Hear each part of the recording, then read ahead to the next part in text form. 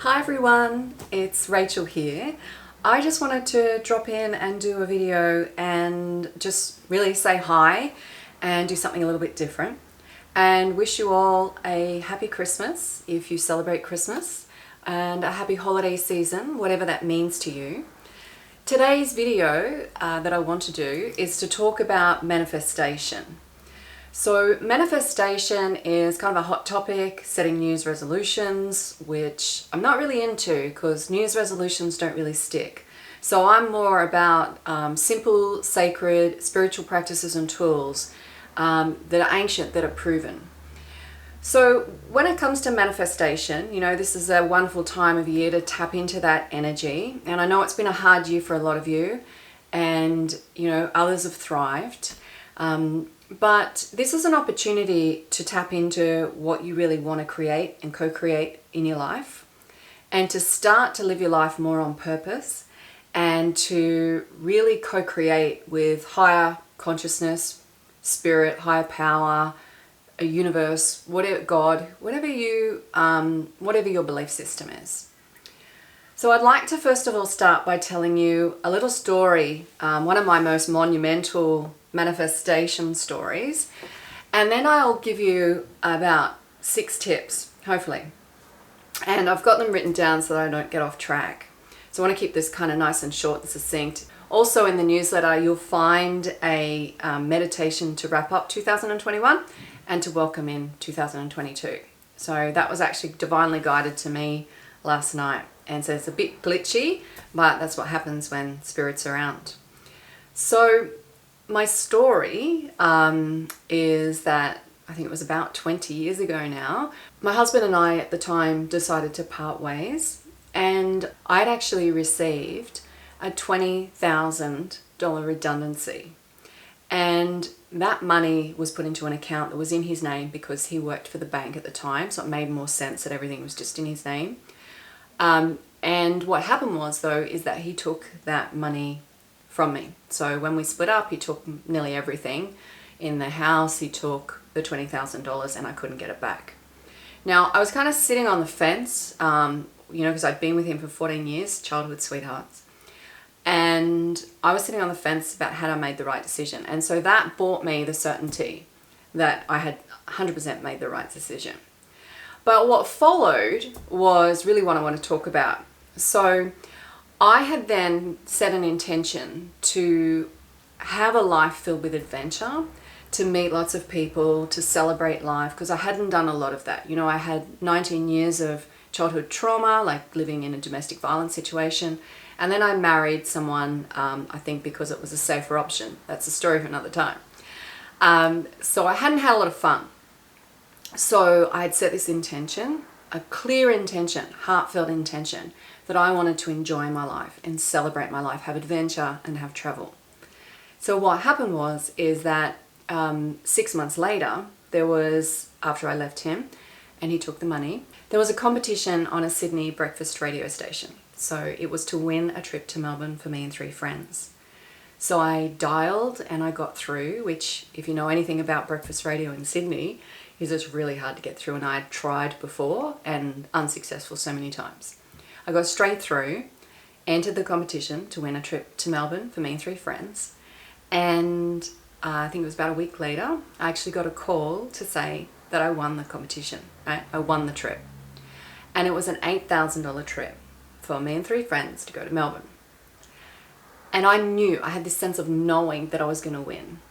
I had this sense of knowing when my husband, my ex-husband, took the money that it would come back to me. And I had held that steadfast faith and that knowing for that whole time. And I think it was about probably 6 to 9 months later is I then met my current husband, who I've been with for 17 years now. And I entered another competition and on the same radio station to win a trip for me and another person to go to Thailand. And I entered, got through, straight through again, had this same sense of knowing that I would win. Mind you, I'd tried many times before, remember, years and years before that. No luck getting through, let alone 2 times. And then I actually got a call again to say that I had won the trip to Thailand. And my husband was driving at the time and pulled over and was beside himself listening to me on the radio win the prize. That trip was worth $12,000. So those two trips together in a period of, a year and a half totaled $20,000. And I knew that's what it was for. I knew that money was coming back to me. And the whole time I acted as if it was already coming. I felt it, I knew it, I sensed it on every level. And I believed it. And I also believed that I deserved it, And that's a big part of what I'll talk about when I give you, my 6 quick tips. So I just wanted to share that with you because it really was, such a great example of manifesting. And mind you, I haven't always manifested that way. I always say I'm just as good at manifesting the crap stuff as the good stuff, because we're humans having this spiritual experience, and some things in the mind are harder to imagine achieving than others. So I wanted to give you that example and that story, and it's really good for me to kind of, revise on all of that as well. And I got the husband of my dreams at that time.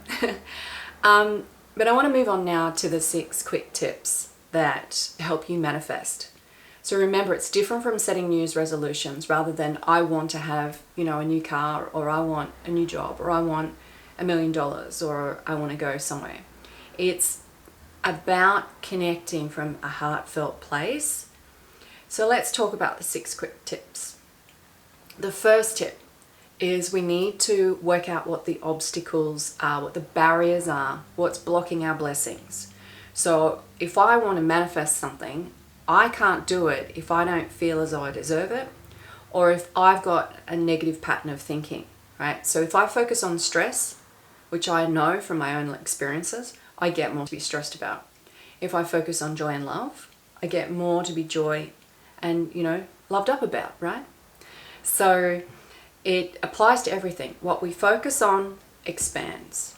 A law of attraction states that what we believe we deserve, and what our vibration is, where we're vibrating, what our frequency is what we'll attract in return.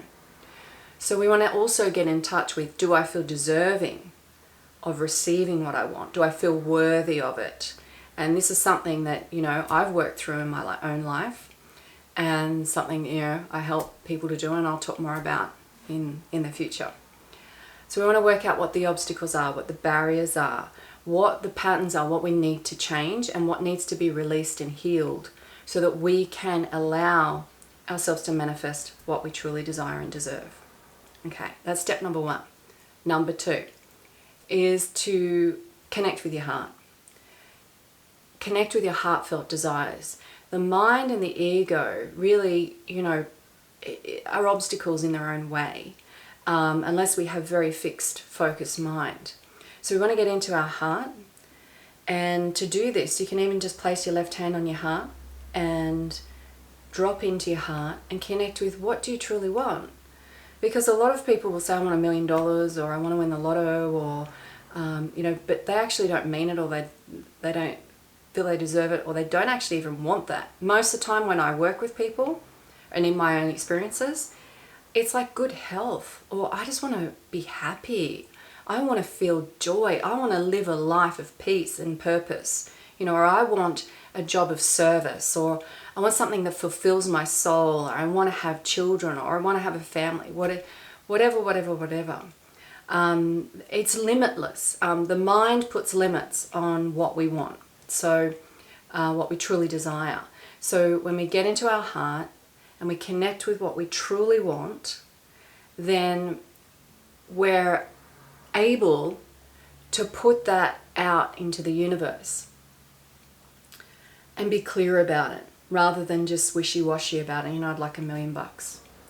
So the third step is miracle-mindedness. So we want to open up our mind and say, what if it's possible for me to manifest whatever I want? What if I am limitless? All these curious questions that are different from I can't, I don't think I ever can, or that's not going to happen for me, it happens for everybody else. We want to raise our vibration and start to open up and say, you know, what if that's possible for me? Why not?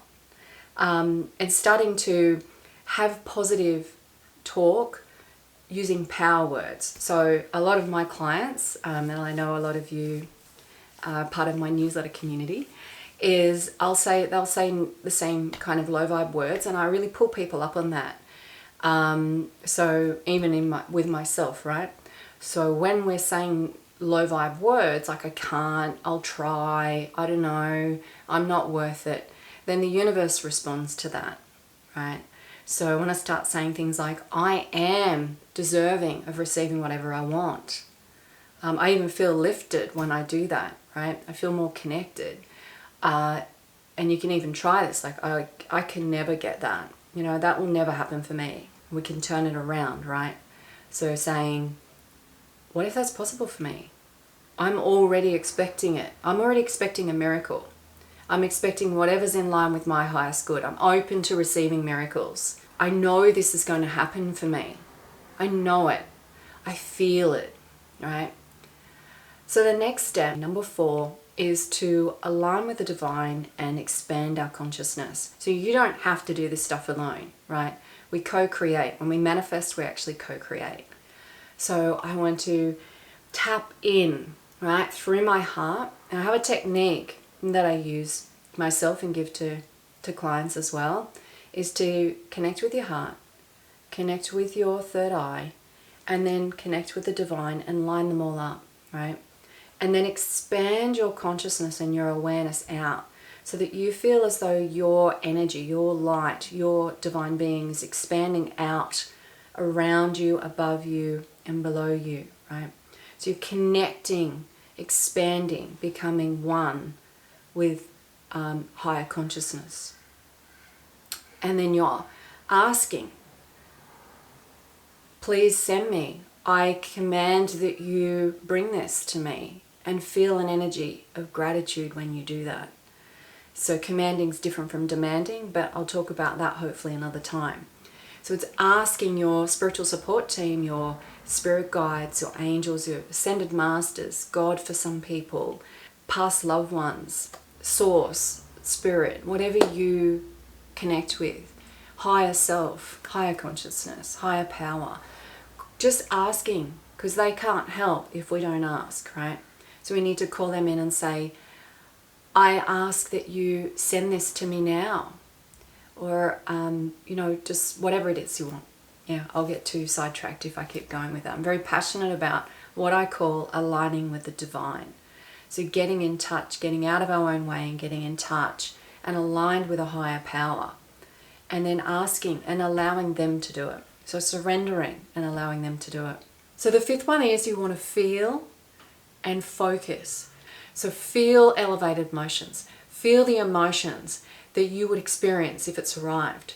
So imagine yourself feeling joyful, grateful, feeling happy, feeling peaceful, feeling all of those wonderful emotions that you would feel if it was already here, but start feeling them now.